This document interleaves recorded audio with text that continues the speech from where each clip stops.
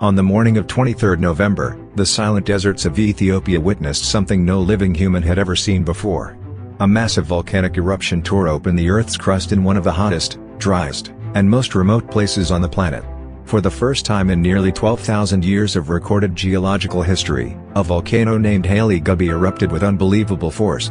People living dozens of kilometers away felt the ground tremble beneath their feet. A deafening blast echoed across the desert. Some said it felt like a bomb explosion, sudden and violent. Within seconds, a towering pillar of ash and smoke shot nearly 50,000 feet into the sky, higher than commercial airplanes fly. Satellite cameras in space immediately captured the monstrous ash cloud rising like a dark storm above the African landscape. The cloud spread so wide that it began affecting countries thousands of kilometers away. Flights in cities like Delhi and several regions in the Middle East were cancelled, because volcanic ash is deadly for aircraft. Tiny particles of glass, rock, and crystal can melt inside engines and cause catastrophic failure. But this eruption was just the beginning of a much larger story.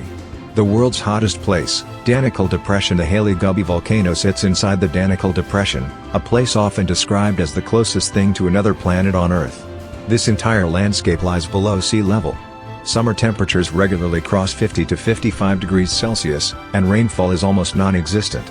Here, you see lakes of acid bubbling next to fields of crystallized salt. Bright yellow, neon green, and deep blue pools shimmer under the brutal sun, created by complex chemical reactions happening deep underground. For geologists, the Danakil Depression is a living laboratory, a window into Earth's violent past and future. The continent that is breaking apart. To understand why this eruption happened, we must go back, not hundreds, not thousands, but millions of years in history. There was a time when all continents were joined together in a single massive landmass known as Pangaea. Over millions of years, pieces of this supercontinent drifted apart and formed the continents we know today. But Africa, especially northeastern Africa, is still changing. Beneath Ethiopia lies the Afar Triple Junction, a point where three tectonic plates are separating: the Arabian Plate, the Nubian African Plate, the Somali Plate. As these plates pull away from each other, the land between them cracks, splits, and sinks. This is what we call the Afar Rift, which itself is part of the much larger East African Rift System, one of the most geologically active regions on the planet. Volcanoes erupt. Mountains rise. New valleys form. And huge lakes appear where the ground collapses. This is the same process that created mighty African lakes such as Lake Malawi, Lake Tanganyika, Lake Kivu, Lake Albert. These lakes are not just beautiful, they are signs of a continent being slowly torn apart. A continent in slow motion. But with sudden eruptions, scientists estimate that Africa may eventually split into two separate continents, but this will take 5 to 10 million years. Even though this sounds extremely slow, not everything happens gradually. Sometimes, the Earth breaks suddenly. In 2005, a massive crack, nearly 60 kilometers long, tore open in Ethiopia within just a few days. The ground literally split apart like a zipper being pulled open.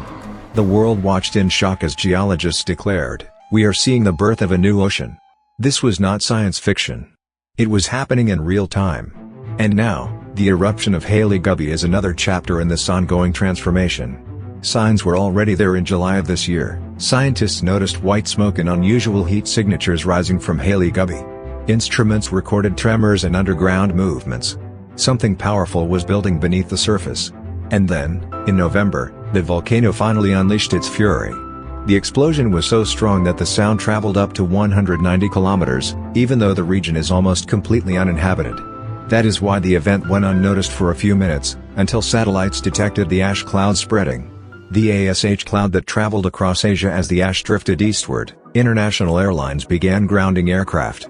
Pilots avoid volcanic ash because even a small amount can block engine airflow, melt inside turbines, reduce visibility, damage sensors, and scratch cockpit windows like sandpaper within hours. Flights were cancelled not only in India but across the Middle East. And the cloud continued to spread toward China and Myanmar, carried by high-altitude wind currents. Airports scrambled to update flight routes. Meteorologists tracked the ash cloud like a moving storm. Scientists around the world began studying satellite images to understand the explosion and predict aftershocks. We are watching a continent transform. Most volcanoes erupt for ordinary reasons. But Hayli Gubbi erupted because Africa is literally being torn apart beneath our feet. This is not a one-time event. This is part of a much bigger story, a story millions of years in the making. The land is stretching. The plates are drifting. The future ocean is opening. And we humans are witnessing this rare geological drama unfold in real time.